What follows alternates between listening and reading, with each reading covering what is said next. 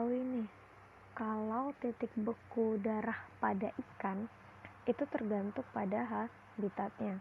Darah itu kan terdiri atas plasma, sel darah merah, kemudian ada sel darah putih dan lain sebagiannya. Nah, plasma itu kan merupakan cairan yang terdiri atas berbagai macam zat yang memiliki titik beku lebih rendah daripada ikan air tawar ataupun ikan air payau.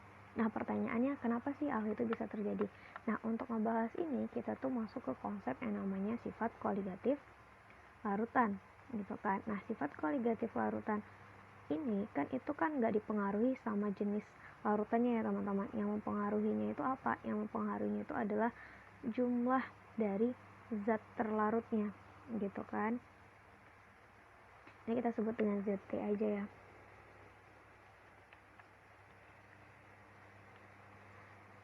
Nah, jadi sifat koligatif itu hanya dipengaruhi oleh atau hanya fokus pada jumlah partikel zat terlarut, tapi nggak bergantung pada jenis partikelnya. Jadi pada jenis pelarut yang berbeda tetapi memiliki jumlah partikel yang sama, maka akan memiliki sifat koligatif yang sama pula, gitu kan. Nah, sifat koligatif ini tuh kan ada 4. Yang pertama itu apa? Yang pertama itu adalah penurunan titik beku. Kemudian ada yang kedua, yaitu kenaikan titik didih.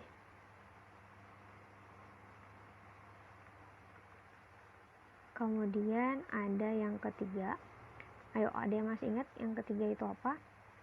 Yang ketiga itu adalah penurunan tekanan uap. Kemudian yang terakhir itu ada yang namanya penurunan tekanan osmosis, gitu kan.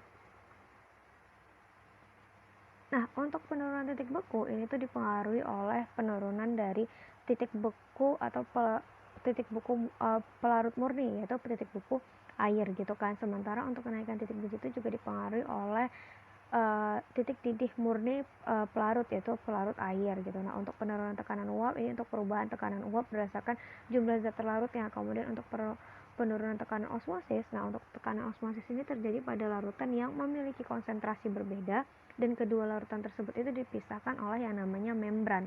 Jadi ini itu yang disebut dengan tekanan osmosis.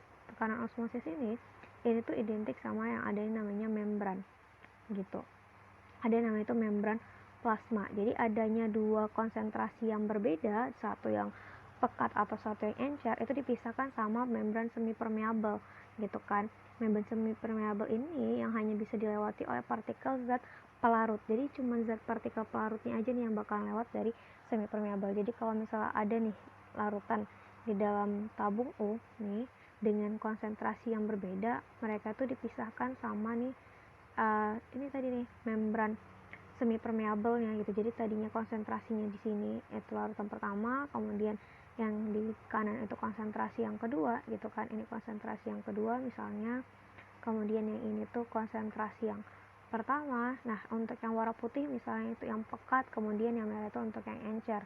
Nah, mereka ini dipisahkan oleh semi permeabel, gitu kan. Nah, jadi yang bakalan lewat itu nanti hanya pelarutnya, bukan zat terlarutnya. Jadi yang bakalan lewat dari semi permeabel ini tuh nantinya adalah pelarutnya. Jadi larutan dengan konsentrasi rendah atau larutan yang encer itu kan memiliki jumlah partikel pelarut yang lebih banyak daripada yang konsentrasi tinggi atau yang pekat. Jadi pada peristiwa osmosis ini, partikel zat pelarut dari kedua larutan itu akan bergerak melewati membran semi permeabel, tapi kecepatan geraknya itu bakal beda, gitu kan. Jadi saking lewatin, gitu kan, tapi kecepatannya itu pasti bakalan, kecepatan gerak partikelnya itu bakal beda, gitu kan.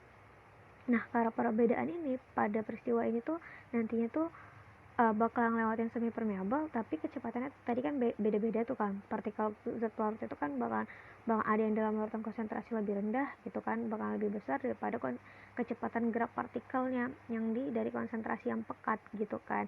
Sehingga tekanan osmosis itu didefinisikan sebagai tekanan yang diperlukan untuk mempertahankan partikel-partikelnya ini, gitu, supaya nggak bakalan lari ke tekanan ke larutan konsentrasi yang tinggi. Nah, jadi kalau kita bicara tentang sel darah di dalam tubuh ikan ini gitu kan. Jadi secara biologis kan kita juga tahu ya kalau proses osmosis itu terjadi di dalam sel darah gitu kan. Nah, jadi pada saat sel darah itu berada dalam larutan dengan tekanan osmosis ini tadi, atau kita notasikan dengan V nih, tekanan osmosisnya nih, ya kan, dengan tekanan osmosis yang lebih tinggi gitu.